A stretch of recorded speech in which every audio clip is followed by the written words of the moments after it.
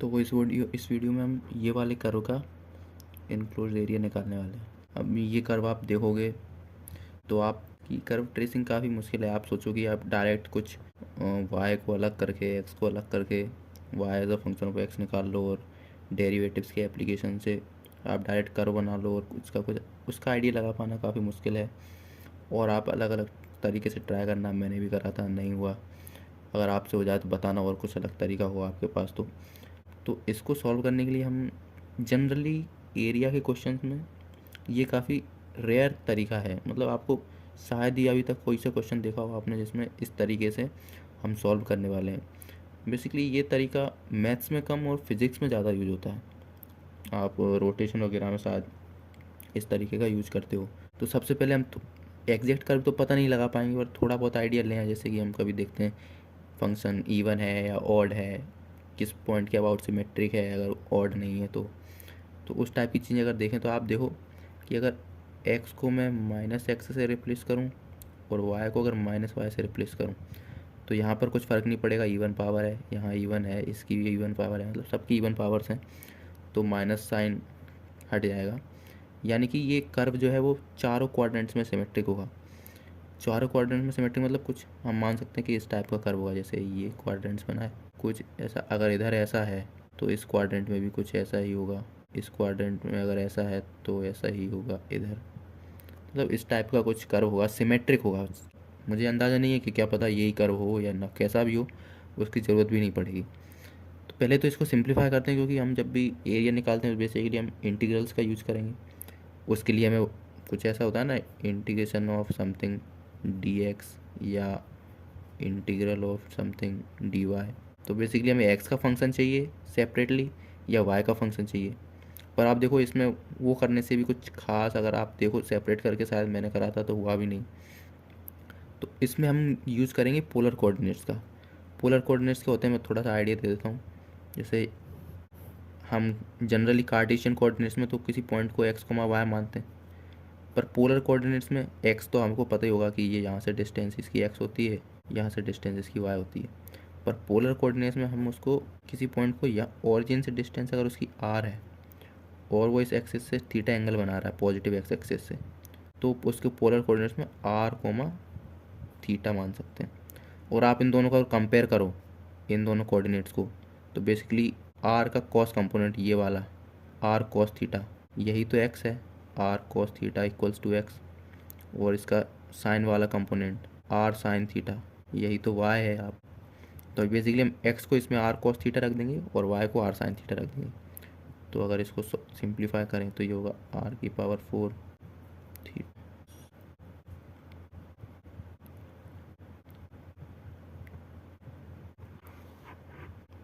तो यहाँ पर तो ये आर स्क्वायर कॉमन लेंगे तो ये cos square theta plus sign square theta 1 ही बन जाएगा। तो इधर तो आर एच एस में आर स्क्वायर है ही, और इस पूरे से भी आर स्क्वायर कॉमन ले सकते हैं तो ये बन जाएगा पाई आर स्क्वायर कॉमन ले लिया। और एक इसमें से बेसिकली आर की पावर 4 कॉमन आ रहा है तो आर स्क्वायर इस आर स्क्वायर से कैंसिल हो जाएगा, 4 4 4 ये सब 2 बन जाएंगे और आर स्क्वायर कॉमन ले लिया।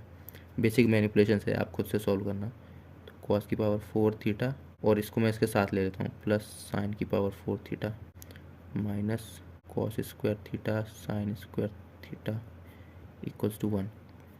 अब आपने एक ट्रिग्नोमेट्रिक आइडेंटिटी भी पढ़ी होगी कि कॉस की पावर 4 थीटा प्लस साइन की पावर 4 थीटा होता है 1 minus 2 sign square theta cos square theta, और ये बचा हुआ cos square theta sine square theta यहाँ पर पाई आर स्क्वायर।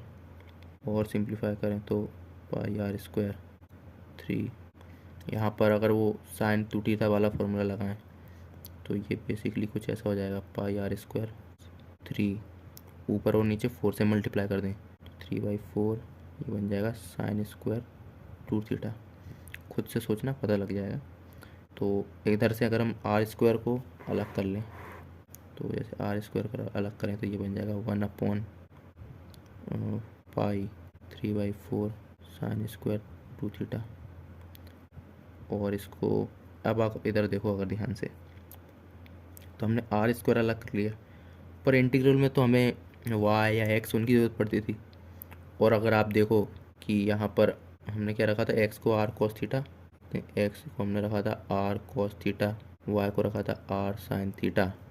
अगर इधर से हम आर स्क्वायर भी निकालें तो वो कुछ इन दोनों को स्क्वायर करके ऐड करने पर मिलेगा, यानी कि X square plus Y square R square होता है पोलर कोऑर्डिनेट्स में। तो यहाँ से तो फिर हम उसी में फंस जाएंगे, X square plus Y square, और फिर थीटा इधर रह जाएगा। तो बेसिकली अगर अब इसमें जो नया चीज़ है वो यही है कि हम डायरेक्ट थीटा के रिस्पेक्ट में इंटीग्रेट करेंगे। आपने थीटा के रिस्पेक्ट में कैसे करेंगे, आपने फिजिक्स में देखा होगा, जैसे अगर ये हमने जो फूल टाइप का कुछ बनाया था, तो मैं ये नहीं बोल रहा कि फूल ही होगा, ये कर कुछ भी हो सकता है, मुझे पता नहीं।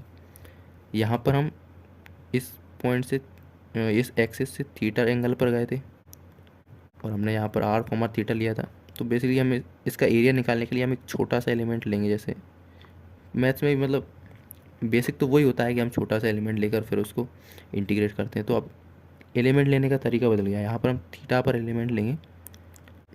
ये जो कि एलिमेंट का जो एंगल होगा वो होगा डी थीटा। अब आप देखो तो बिल्कुल छोटे, अगर माइक्रोस्कोपिक लेवल पर देखो तो ये कुछ ऐसा ट्रायंगल टाइप का होगा। अब यहाँ पर तो आपको ये कर्व दिख रहा है, पर जब आप उसको बहुत जूम करोगे तो ये भी एक स्ट्रेट लाइन ही दिखेगी आपको, बहुत ज़्यादा जूम करोगे तो आप, यहाँ पर एंगल डी थीटा है।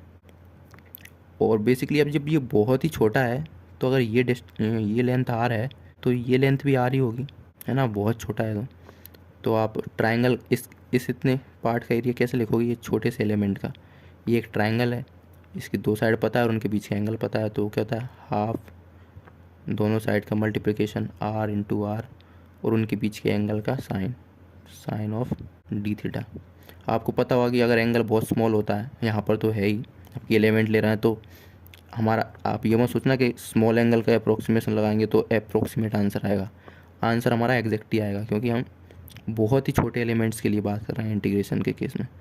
तो ये कुछ होगा half times R square sine D theta को हम डी थीटा ही लिख सकते हैं, क्योंकि काफ़ी छोटा एंगल है, आपने वो पढ़ा होगा फिजिक्स में अप्रोक्सीमेशन के, sine theta approximately equals to theta होता है अगर थीटा वेरी स्मॉल है तो यहाँ पर हम वही लगाएंगे।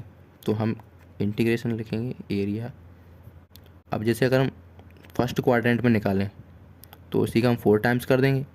फर्स्ट क्वाड्रेंट के लिए थीटा का 0 से 90 डिग्री जाएगा फर्स्ट क्वाड्रेंट में, तो हम 4 टाइम्स कर देते हैं, 0 से π/2 तक एंगल ले जाते हैं। एरिया कहता है half times R square D theta, half times R square D theta. अब आर स्क्वायर की वैल्यू हमें पता है थीटा के टर्म्स में, तो यहाँ से हम आराम से इंटीग्रेट भी कर पाएंगे। तो यहाँ पर 4 टाइम्स 0 से π/2, इसकी वैल्यू रख देते हैं 1/π डी थीटा। अब इसको अगर थोड़ा सा सिंप्लीफाई करें, ये हो जाएगा 2/π और एक 4 ऊपर चला जाएगा तो 8/π, 0 से π/2, 1/4 - 3 sine square two theta D theta. और अगर इसको और सिंप्लीफाई करें तो हम ऐसा कर सकते हैं कि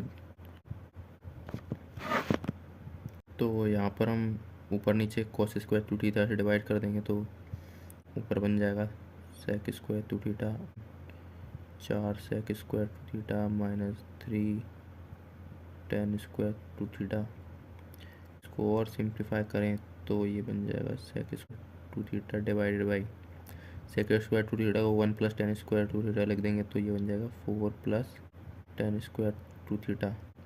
अब बेसिकली हम कोई tan टू थीटा को t रख देंगे, तो sec square two theta D theta हो जाएगा dt/2, 2 का फैक्टर आएगा तो उसको डिवाइड करना पड़ेगा, तो हमारा इंटीग्रल कुछ ऐसा बन जाएगा। यहाँ पर हम लिखेंगे 8/π इंटीग्रल d2 इंटू 4 प्लस इसको लिख देंगे टी स्क्वायर। अब बेसिकली इसमें देखो तो कुछ शायद रह गया, हाँ यहाँ पर वो भी लगा सकते हैं ना, 8/π 0 से π/2 है अगर, तो यहाँ पर क्वींस प्रॉपर्टी लग जाएगी, क्योंकि अगर आप इसको π/2 थीटा को π/2 - थीटा रखोगे तो कुछ फ़र्क नहीं पड़ेगा। तो हम क्वींस प्रॉपर्टी लगाएंगे, उसमें क्या होता है कि ये लिमिट आधी हो जाएगी और इधर एक 2 का फैक्टर आ जाएगा, तो ये कुछ ऐसा हो जाएगा 16/π इंटीग्रल 0 से π/4 sec square two theta divided by 4 tan square two theta D theta. अब यहाँ पर इसको टी रख देंगे tan टू थीटा को, ये इसको आप मतलब कर लेना, आप तो टी रखना है और 1/a² प्लस x² वाला फॉर्म बनेगा। और लास्ट में मैं आपको बताता हूँ, कुछ ऐसा बनेगा 8/पाई टाइम्स हाफ है ना। dt/2 रखोगे तो ये तो 8 टाइम्स में चला जाएगा 2 से भी। और यहाँ पर वो फॉर्मूला वाला हाफ आएगा और आएगा tan इनवर्स t/2 0 से इन्फिनिटी लिमिट आएगी है ना। टी का आप इसको लिमिट रखोगे, जैसे अब क्या रखा था हमने, किधर गया, tan टू थीटा को हमने टी रखा था, तो थीटा बराबर 0 पर तो ये 0 ही रहेगा। और 2 थीटा इसका डबल, π/4 का डबल π/2, तो वहाँ पर टी कहाँ पर जाएगा, इन्फिनिटी को टेंड करेगा। तो इस सब को जब आप सॉल्व करोगे तो आंसर आ जाएगा 2। तो इस क्वेश्चन का फाइनल आंसर आएगा 2।